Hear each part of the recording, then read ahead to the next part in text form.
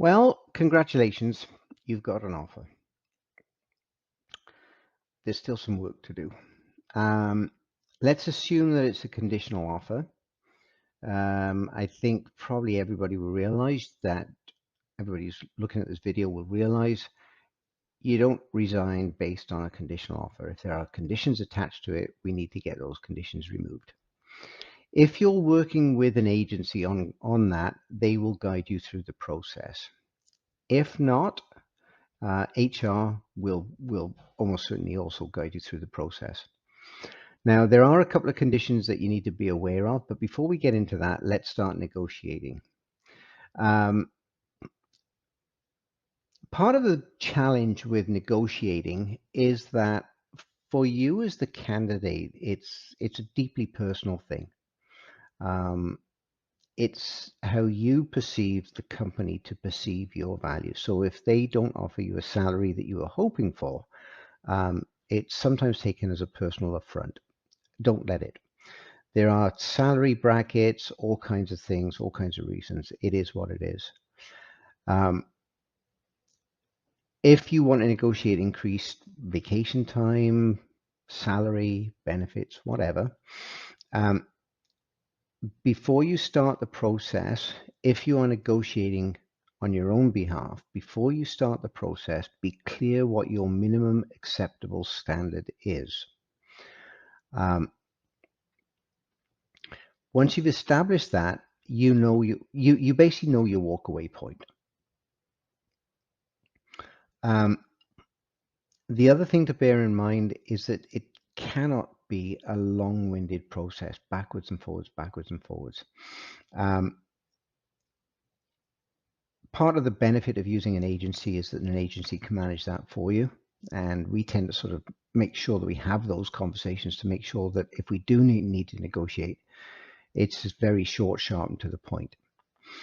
Now, let's assume that you've managed to negotiate an acceptable package.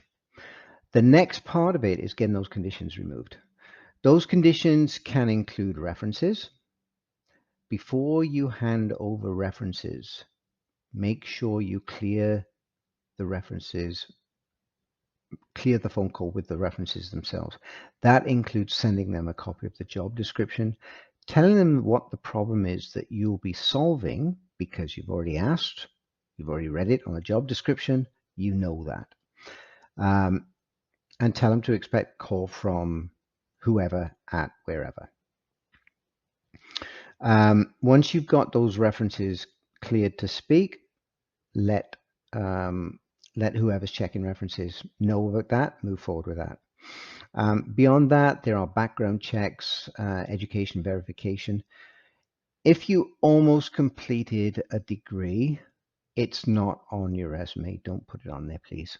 Twice I've had offers retracted because the candidates quite literally didn't finish those degrees off.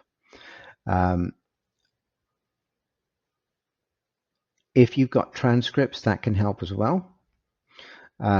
If you've got any what you might consider to be negative parts of your personal history that you'd rather not, you'd rather the employer didn't find out about, the potential employer, it's probably best to have a quiet word with either the recruiter or the company and say, look, this is what you're going to find, and just give them the heads up on it. It's rare that anything is so bad that it's, I mean, obviously if you've robbed a bank and you want to go work for a bank, that's a bit of an issue. But for the most part, it's rare that anything gets in the way. Once the conditions have been removed, ask for another copy of the offer without the conditions on it. That then becomes the contract, and that then becomes binding. So I hope that helps, and let's just start wrapping up. Thanks a lot.